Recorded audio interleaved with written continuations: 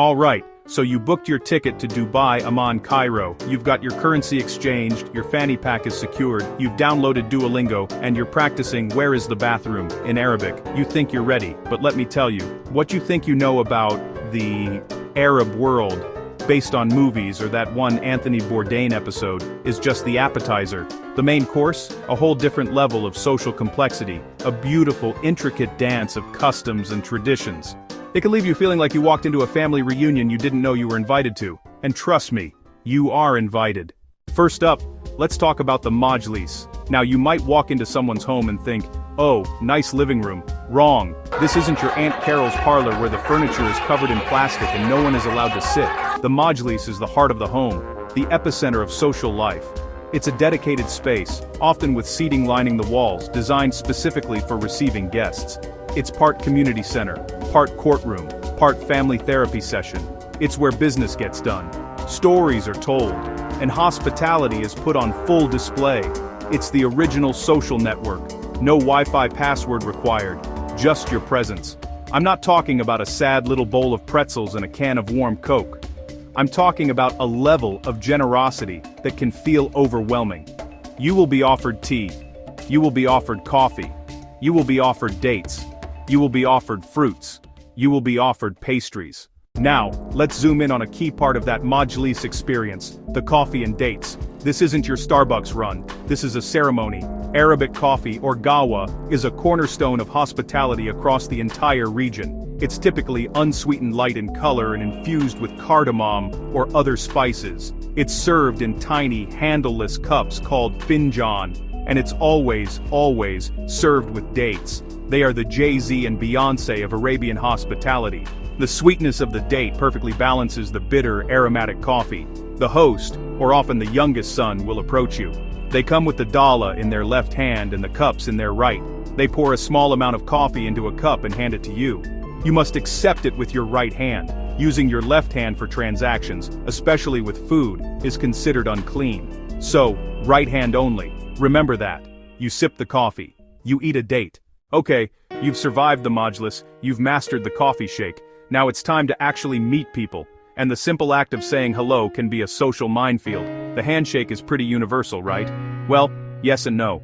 In the Arab world, the greeting is an art form. The rules change based on who you are, who they are, and where you are. It's like a complex algorithm of gender, age, and regional nuance. Let's break it down. First, let's talk man-to-man greetings. A standard handshake is common, but it's often warmer and longer than what you might be used to in the West. Don't be surprised if they hold your hand for a bit while they talk to you.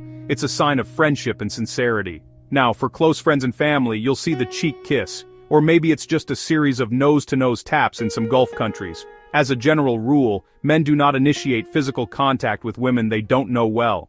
Prepare yourselves for one of the most confusing, yet endearing social customs you will ever encounter. Taarof. This is a Persian concept that has bled into Arab culture, especially in the Gulf. It's a complex dance of etiquette where people make offers they don't expect you to accept, and you're expected to refuse things you actually want. It sounds insane, I know. It's like the entire society is playing a game of social chicken, and you, the foreigner, don't even know you're in the car. Here's a classic example. You get in a taxi. At the end of the ride, the driver says, "Oh, it's nothing. You are my guest. No charge." Your tourist brain thinks, "Wow, free taxi ride. This place is amazing." You thank him profusely and get out of the car. And you have just committed a massive social blunder. You have essentially stolen from him. That offer was Taarof. It was a gesture of politeness. He was required by custom to offer the ride for free. You are required by custom to insist on paying. The rule of thumb is to refuse any offer at least 2 or 3 times. This back and forth continues until he finally relents and tells you the fare.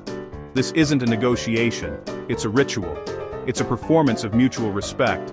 Only then can you reluctantly accept. If you happen to visit a Muslim-majority country during the holy month of Ramadan, you're in for a unique experience. On the surface, you might just know it as the month of fasting. And yes, from sunrise to sunset, observant Muslims abstain from all food and drink not even water. As a foreigner, you might think this means the country shuts down, that everything is quiet and subdued. During fasting hours, it's crucial to be respectful.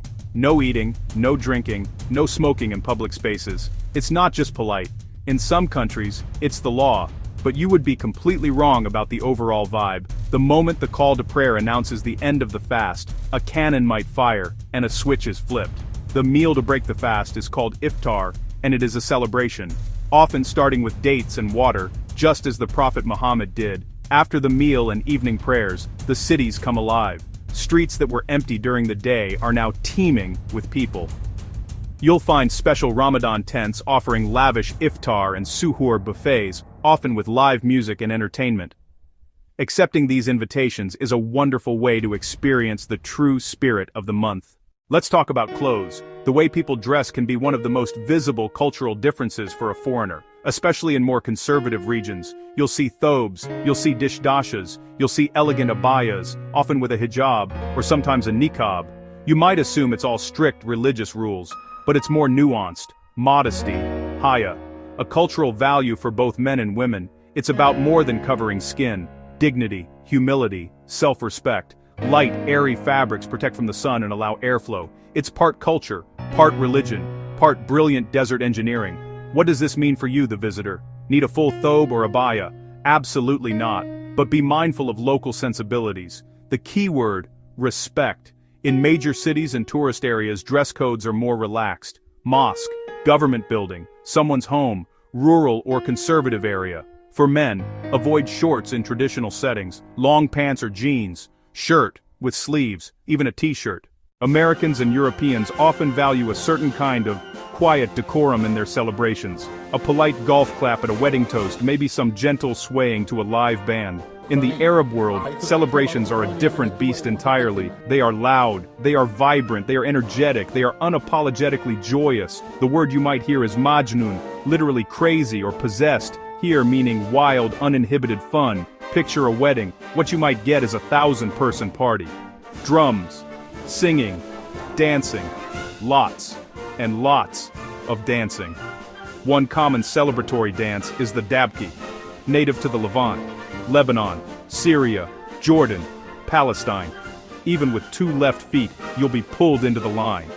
Men perform traditional sword or cane dances in the Gulf. Women ululate with a high-pitched trill, the zagruta. Circles of people clapping and chanting.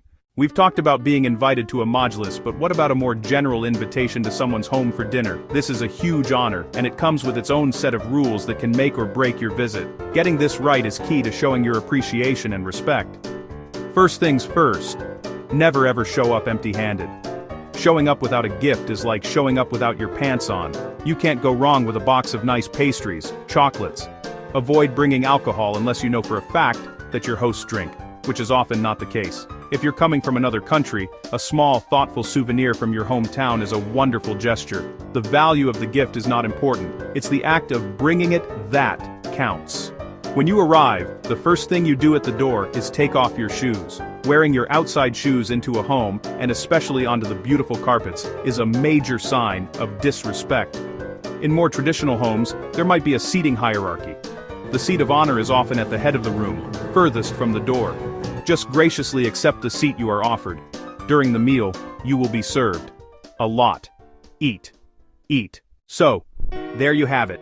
From the coffee shake to the dabke line, from the art of refusal to the joy of a loud celebration, the Arab world is a place of deep, complex, and beautiful social traditions. It can seem intimidating at first, like there are a million ways to get it wrong. And you know what? You probably will get it wrong a few times, or you'll accept a free taxi ride you were supposed to pay for. But the key isn't to be perfect. It's to be present, to be respectful, and to be open. The customs we talked about today aren't arbitrary rules designed to trip up foreigners. They are the threads that weave the fabric of society together. They are expressions of a culture that places immense value on generosity, respect, family, and community. Hospitality isn't just a nice gesture, it's a sacred duty. A greeting isn't just a hello, it's a recognition of shared humanity. Every single one of these traditions is a doorway into a deeper understanding of the culture, if you're willing to step through it. Safe travels, or as they say, ma'a salama.